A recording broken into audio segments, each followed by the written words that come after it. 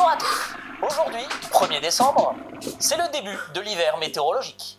Ensuite... Quoi, monsieur?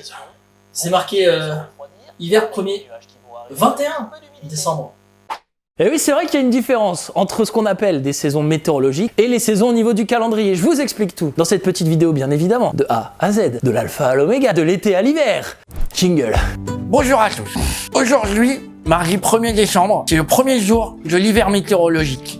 Et oui, en effet, il y a plusieurs types de saisons. Les saisons calendaires, les saisons météorologiques, il y a aussi les pizzas 4 saisons. Bref, on va commencer par expliquer tout simplement les saisons calendaires. Les saisons du calendrier qu'on emploie le plus souvent, que vous connaissez probablement déjà. C'est tout simplement basé sur l'astronomie, la position du soleil par rapport à la Terre. Lorsqu'il y a le solstice d'été, boum, c'est le début de l'été. Solstice d'hiver, boum, c'est le début de l'hiver. Voilà, c'est très simple. Pour les saisons météorologiques, là, c'est pas la même chose, c'est un petit peu différent. On prend un petit peu moins en compte l'aspect astronomie, on regarde plutôt quand est-ce qu'il fait le plus chaud, le plus froid dans l'année. Et justement, petit quiz, on va voir si vous avez bien écouté. Quel est le jour le plus chaud ou le plus froid de l'année?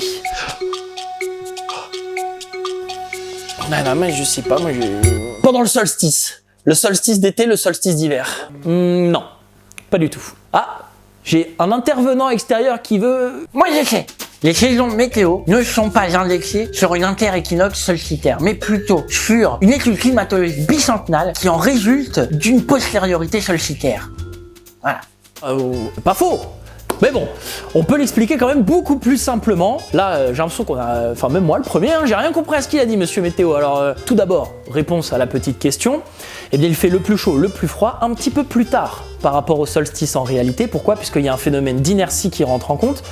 Par exemple, lorsqu'on met une poêle sur le feu et qu'on met le feu à fond, ça met un petit peu de temps à chauffer. C'est pareil pour la planète. Solstice d'été, c'est le jour le plus long, mais ça prend un petit peu de temps pour chauffer, exactement 25 jours, c'est ce qu'on a observé. Ça, Céline, c'est l'inertie. Il en est plus simple encore, t'as pas? Prenons l'hiver. 21 décembre, c'est le solstice d'hiver. Pour avoir le jour le plus froid de l'année, on l'a vu avec l'inertie, il faut rajouter un petit peu de temps, 25 jours, très exactement. 21 décembre, plus 25 jours, on arrive le 15 janvier, le cœur de l'hiver donc. Une saison, c'est 3 mois. La moitié, c'est 1 mois et demi. Là, je vous rappelle, on est le 15 janvier. On revient donc 1 mois et demi en arrière et on arrive le 1er décembre. 1er décembre, début de l'hiver météorologique. Ouais, bah heureusement que j'étais là. Hein.